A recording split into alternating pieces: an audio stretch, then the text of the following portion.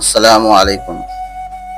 मुझे आज बात करनी थी कि मैंने हज़रत इमाम हुसैन अलैहिस्सलाम का दिफा किया और हम करेंगे, हम पे फ़र्ज़ है, समझो वाजिब नहीं है, फ़र्ज़ है अहलुल बैत का दिफा करना। तो मैंने एक वीडियो फेसबुक पर चढ़ाई थी, तो वो भी चढ़ाई थी, फेसबुक पर भी चढ़ाई, जिसमें मैंने कहा कि यजीद ने क्या क्या किया और हम यजीद का साथ नहीं देंगे, हम इमाम हुसैन का साथ देंगे। और इनकान रिफ़्ज़न हब्बु आली मोहम्मद फलियशहद फ़क़लान अन्नी राफ़ी। इमाम शाफी का मैंने ये शेर भी पेश किया उधर, और इमाम हुसैन का दिफा भी किया। इमाम हुसैन को हम नहीं छोड़ सकते, अहलुल बैत को हम नहीं छोड़ सकते। आप देख सकते हैं, मेरी फेसबुक पर वीडियो मौजूद है और इस पर टिकटॉक पर भी मौजूद है।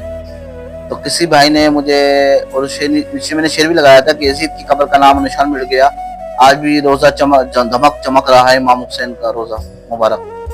तो किसी ने मुझे नीचे लिखा कमेंट्स में, ये मैं आपको लिख दूंगा यहाँ पर, कि अरे ओ बेईमान, इन तस्करों से किसने मना किया है, बस गुलूव ना करो।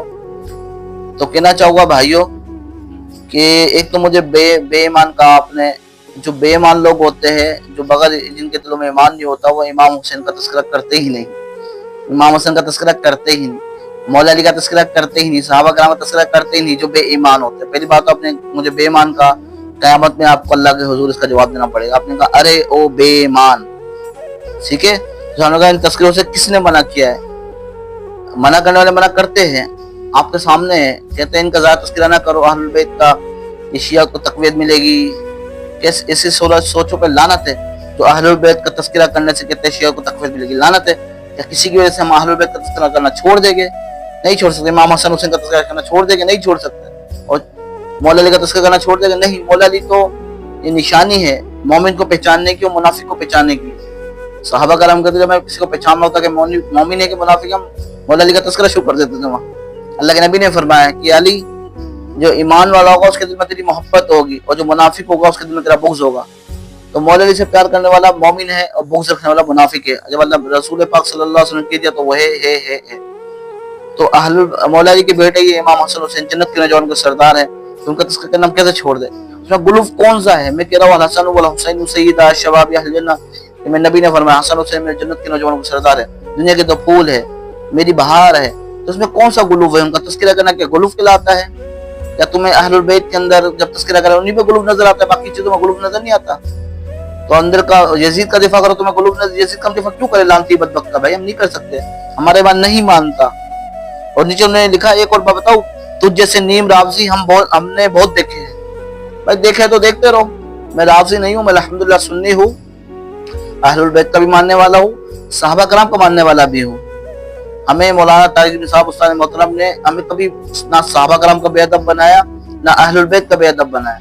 हम सहाबा कराम का भी दिलो जान से इत्तराम करते हैं, हमारा सब कुछ सहाबा कराम पे कुर्बान। अशरा मुबशरा खुलाफा राशिदीन 1,24,000 जितने सहाबा सब पे कुर्बान। और ऐसे ही हमारा सब कुछ कुर्बान अहलुल बैत पर, अज़वाज मुताहरात पर, रसूल पाक सल्लल्लाहु अलैहि वसल्लम बेटों पर, नबी के नवासों पर, सब अहलुल बैत पे शुमार है, सब कुछ कुर्बान। आपके भौंकने से कुछ नहीं होता, हम अहलुल बैत का तस्करा करते रहेंगे। यजीद जो है फासिक था, फासिक है, फासिक मरा है, ये बात तवज्जो सुने, ठीक है। और शिबर को हम ताबी नहीं मानते, ना मानेंगे, ना उबैदुल्लाह बिन ज़ियाद को ताबी मानते हैं, ना यजीद को ताबी मानते हैं, ना अमर बिन साद को ताबी मानते हैं, समझे।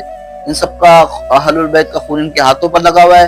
हम इनका बिल्कुल अदब नहीं करते, जो अहलुल बैत का नहीं, सहाबा कराम का नहीं, वो हमारा नहीं, हमारा उनसे कोई ताल्लुक नहीं। फिलहाल यजीद के चाहने वाले तो यजीद का दिफा करेंगे, तकलीफ होगी। जब भी इमाम हुसैन का तस्करा होगा, मौला अली का तस्करा होगा, इमाम हसन का तस्करा होगा, तकलीफ हो जाएगी यजीदी लोगों को। तो यजीद का दिफा करते हैं तकलीफ हो जाएगी, क्यों अहलुल बैत का तस्करा कर रहे हैं? तो समझ ले, अल्लाह ने एक जाने दी, अगर लाखों जाने दी, हमारी सब कुछ अहलुल बैत का कुर्बान, सहाबा कराम कुर्बान।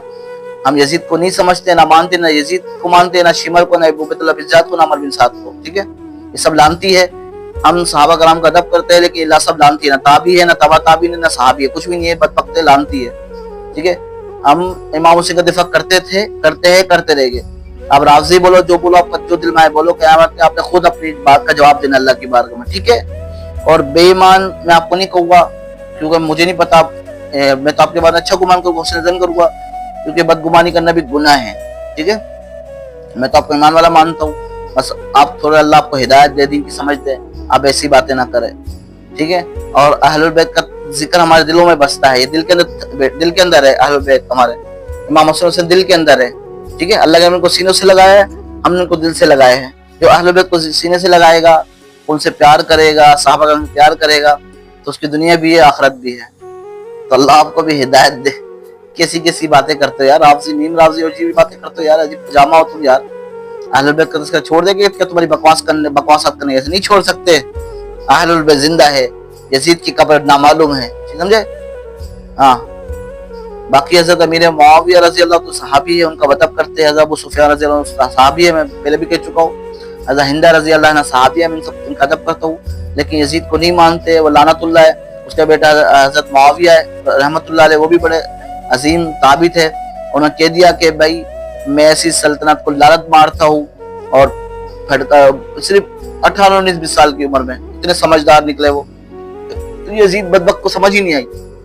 34-35 سال کو مر گیا بدبخت, 34-35 سال میں 3-4 سال حکومت, 5 سال حکومت کر گیا. کہنے لگا ایسی حکومت کو لعنت مارتا ہوں جس حکومت پہ میرے بنو امیہ کو جمع کیا, اس حکومت کو لعنت مارتا ہوں جس حکومت پہ رہتے ہوئے میرے باپ یزید نے اہل البیت کا خون بہایا.